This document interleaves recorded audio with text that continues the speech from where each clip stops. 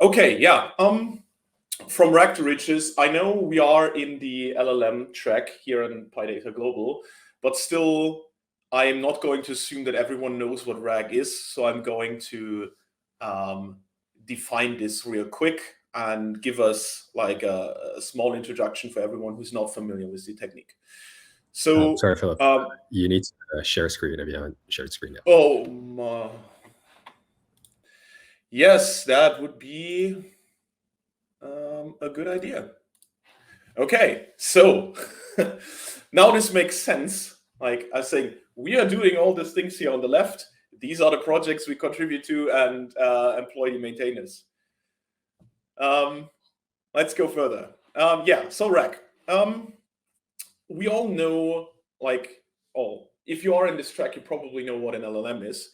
And one of the limitations that LLMs have is that they are trained on vast but fixed data sets. So, meaning they don't have access to up-to-date knowledge. So just this morning, I went over to ChatGPT and asked it, hey, what is Ragna?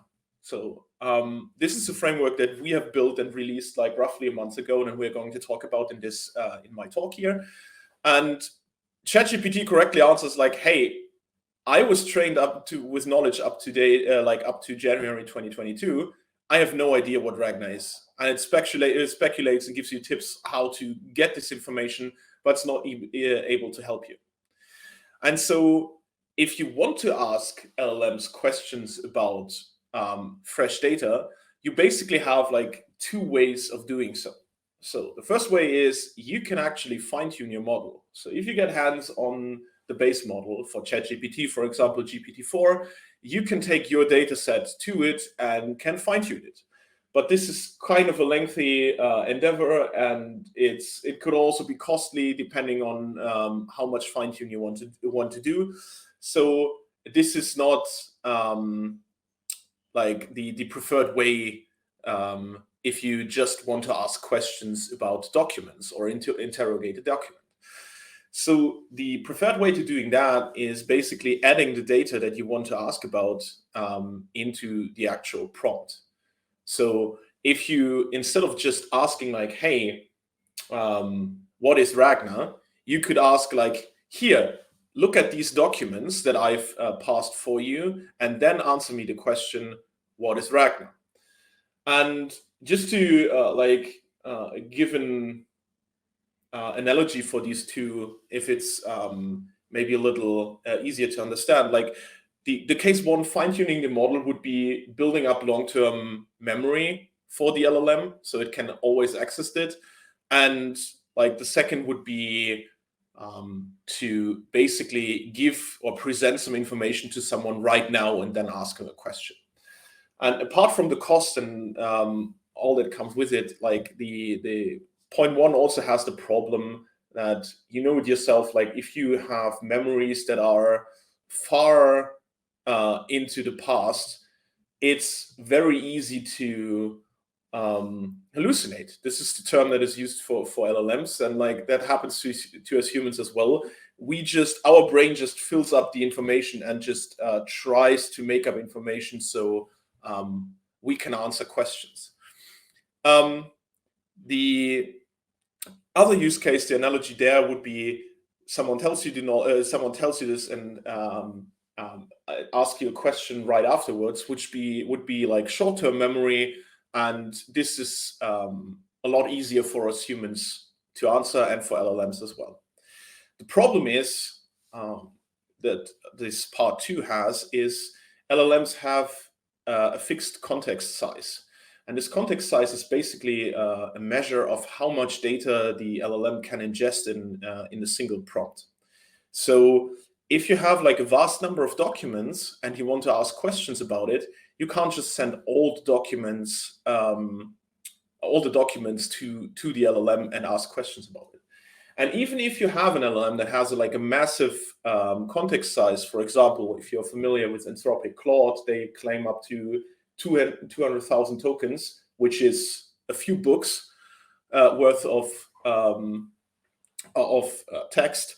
Even if that is the case, you're still making it very hard for the LLM to answer your question. So imagine like someone reads you 3 books and then asks you a single question afterwards. It's really hard to figure out what is actually the relevant information here. And so to overcome this specific problem of this case 2, this is what RAG is doing. So RAG is the short form for retrieval-augmented generation. And basically what is happening is we have like a 2-stage process. Instead of just asking the question and giving it the document, we start off by taking our documents, tokenize them, and put them into a vector database. So basically what happens is we take our documents, chunk them up, maybe in paragraphs, maybe in pages, maybe by the number of tokens, whatever scheme you have, and embed them into a vector, which means we now have a vector, a numerical vector with like let's call it a few hundred until a few thousand dimensions, and put it into a vector database. So this is basically the first step that is statically happening. And then if you ask a prompt, instead of taking everything from this document, we go with our query or prompt to our vector database and say, hey, this is my prompt. Please also embed this and look for chunks of documents that are similar to the prompt. So imagine you have like a document. In this document, it's defined like the CEO of company X is Y. And if you ask then the question, something like, who is the CEO? If you have a good vector embedding of your text, then this question and the chunk of the document should have like a lot of similarity. And what the vector database then does is like gives you a lot of these chunks that are similar to the prompt. And instead of sending all the documents to the LLM together with your prompt, you just select a few from the vector database, send them, and let the LLM answer it. So we are not going to explode the context window of the LLM. We just have like a few, maybe a few thousand tokens. And this also makes it a lot easier for the LLM to reason about the data you have given it. So that much for a quick introduction of RAG. And now we come to Ragna. This is the project that Quantside has open sourced like beginning of November, so roughly a month ago. And I'm going to show you how you can do RAG with Ragna, and maybe even how you can extend it, and ultimately, if time allows, even how we can build our own custom mini web app to do this. Okay, so Ragna is basically 3 parts. We have a Python API, we have a REST API, we have a graphical web UI, and I'm going to show you all of them. So it's a little dangerous, but we're going to do this live. I hope everything works. If it doesn't work, I have like a pre-run version of this notebook with me, but let's see that we get it working. Okay, so we start off importing Ragna. We are on version 1.0.2, just released fresh this morning with all the latest bug fixes. So everything hopefully works for this talk. So the first thing that you got to do in this whole process is you got to have documents. And I have a few here locally. The interesting ones, so the first 2, these are just public financial documents about Ford and GM. And the second one is actually one that the third one is actually one that provides some information about Ragna. It's not really that important what's in here. It's basically giving you a quick rundown of what Ragna is. So this is the documents that we want to ask questions about.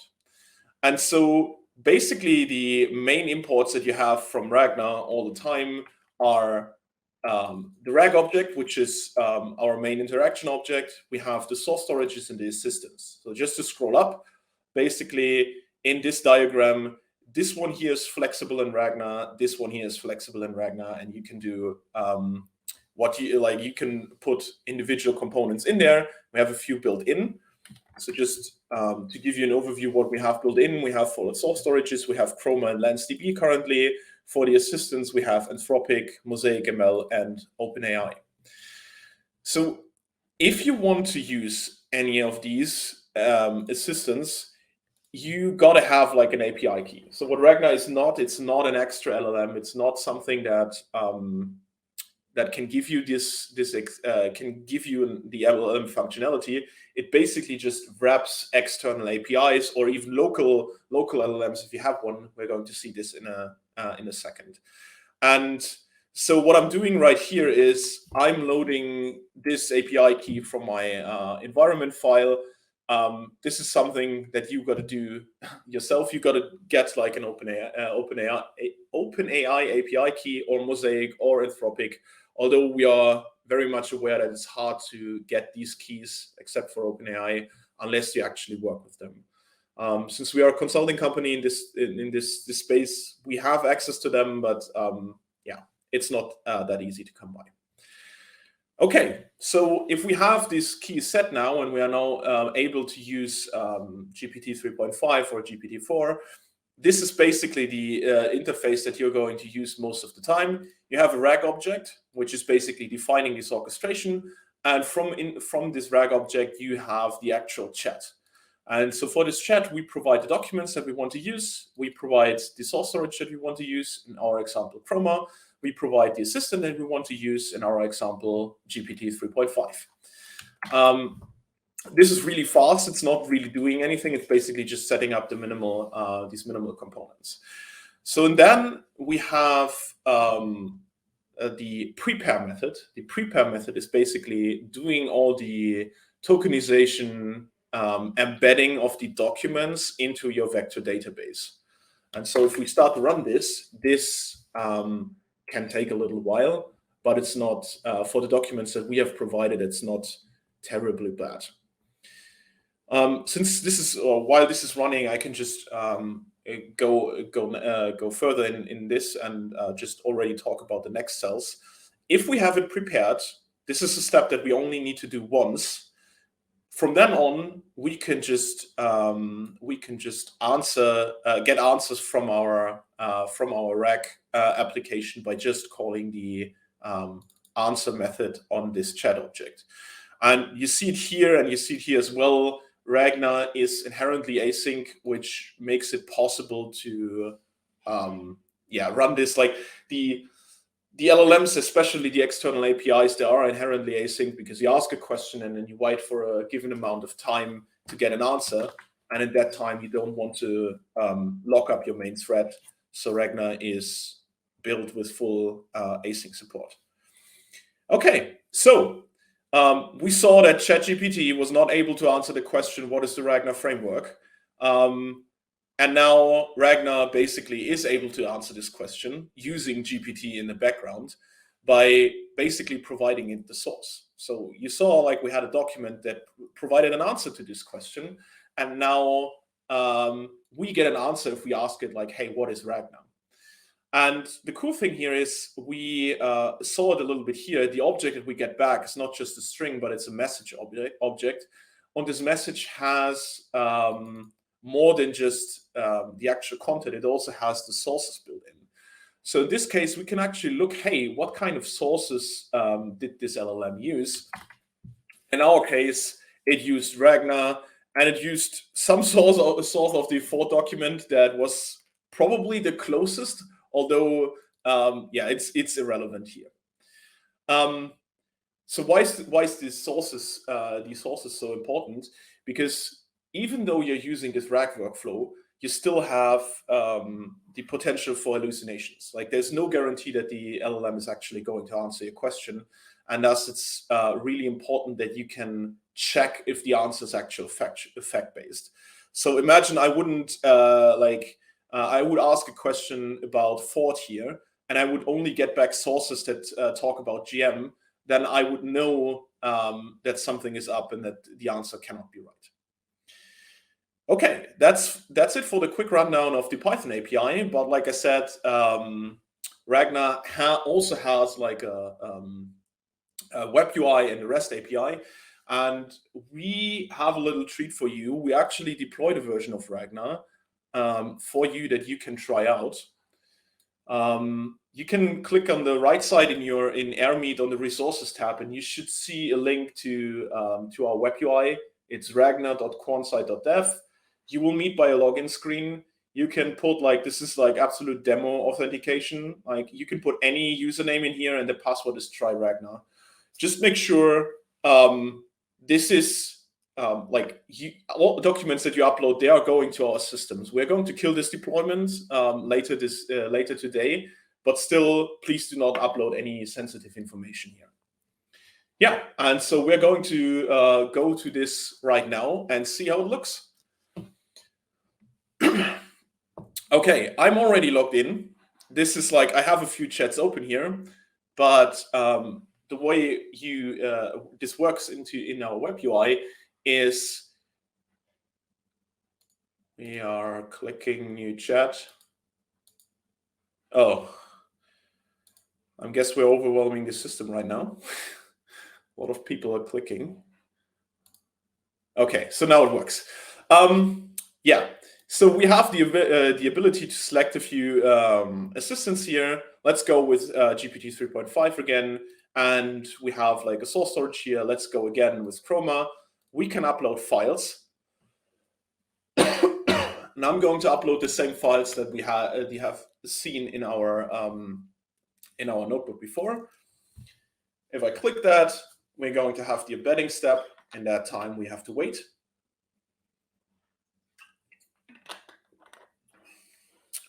Great. Alrighty, perfect. That's the exactly what you want to see in a live demo.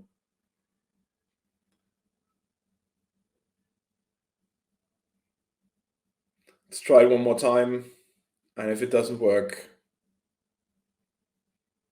I'm going to blame it on the number of people that clicked on it, because 10 minutes before the presentation this worked. Oh, okay, I got it now. So we can ask questions, something like, what is Ragna?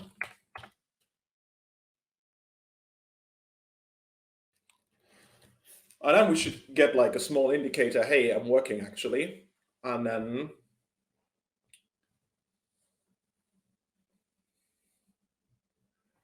we should be able to see an answer to this. Yes. So we have an answer to it now. The sources that I showed you before, they are available here as the source info. By default, the UI pulls a little bit more context than the Python API, but of course this is configurable. So you see we pulled a lot more sources here, but the first two are exactly the same that we had offline as well. Okay, coming back, and I see we're already quite advanced in the time. I'm going to do now, let's call it a speed run of how to extend Ragna. You can actually, Ragna is built in a way, you saw it in the Python API, that you can put whatever assistant that you want or whatever source storage that you want in there, and it should still work. So what we've did here is we have a small model that I found on the Hugging Face hub. It's taken about roughly 4 gigabytes of GPU memory. So it's basically the smallest one available. And I've just implemented it in this assistant class as, subclassing the assistant so we can use this in Ragna. And ignoring all of the setup up here, which is basically making sure that we have all the requirements and making sure we have the model. The interesting part is this answer method. This answer method is really simple. You just get the prompt, you get a bunch of sources, you define a few additional parameters that you like. For example, in this case, we are saying by default, we are only going to pull 256 new tokens from our LLM. And then we just basically have a prompt template. We put our sources in a prompt in, we tokenize this, we put all of this onto our GPU. So with the .CUDA call, we generate some output IDs, we detokenize it, and then we just return the output. So this is all there is, what this model is doing. And with that, we can directly put this into our chat and run it now. So if we look at our resources here, You see my memory is already up. It's not, it hasn't started like actually working something. It's already loading the stuff, but the utilization is still low. Okay, so in interest of time, I'm going to skip over to the next section so we can see how this is actually, like how this works in terms of the REST API and the GUI. Because if you have defined this class, you now already have everything set up so you can use it inside your API or into your UI. And for that, I'm going to skip over to a terminal and do this really quick. What we're not going to do is this Ragna init, but we're going to do this one here. This basically gives you a configuration file. This one here, I've already created it for us. We can use it as is. So what we got to do is we have the, maybe we just cat the file again. You see the only thing that you need to configure is this one is coming directly from Ragna. This one, the color's really bad here, I'm sorry. This one here is actually the one that we have defined. So if we want to start that, we need to make sure that our this file, this local LLM, is actually on the Python path. It's in the same directory, so we're going to use that. And then we can just do .env run. So we load the OpenAI key. We don't even need it for our local LLM, but I still have it in the configuration. And the only thing that you need to do is ragna.ui. I'm going to load it very soon. And maybe if we have time after the questions are finished, then we can look at how this looks like in the web UI. But right now, we're already pushing time. So you see, this is still running. We still have the full GPU utilization. We still have the memory. The memory is still completely full. Yeah, my GPU that I have locally is not the newest GPU. So, oh yeah, great. It finished just in time. So we got an answer. So this is like an LLM that was running completely local. We never hit any kind of output to an external API. And we still got an answer from it. Of course, like mileage will vary depending on what model you're going to use, but Ragna provides this just for you. So as a last action, I'm going to kill this kernel now, so we can get our memory back. Okay, there it is. And I'm going to start this one. And I would say, let's head over to the questions. And if we have time at the end, I'm going to show you how this fares inside our UI.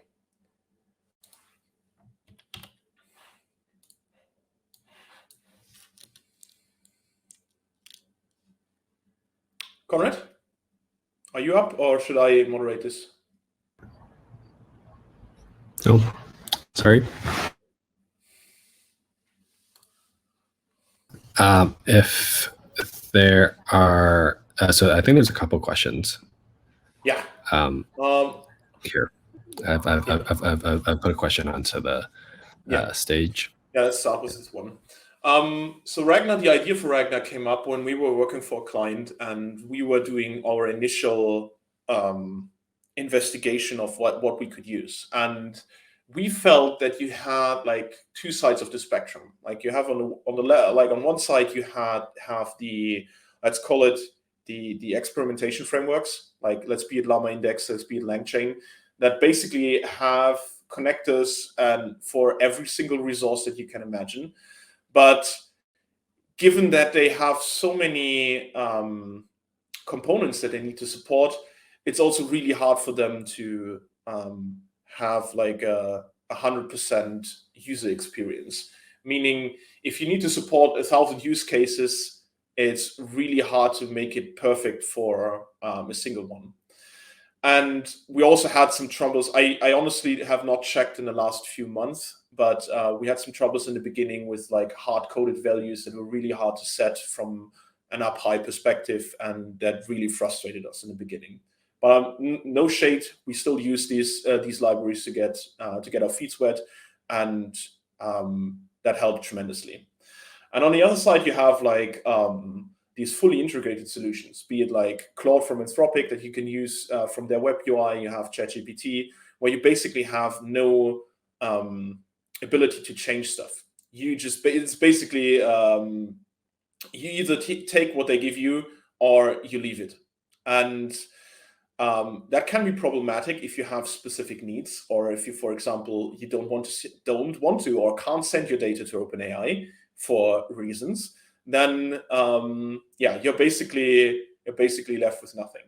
And so we identified this hole in the middle where it's like, okay, we want to have a good user experience, but still we want to be able to configure stuff. And this is where Ragna came in.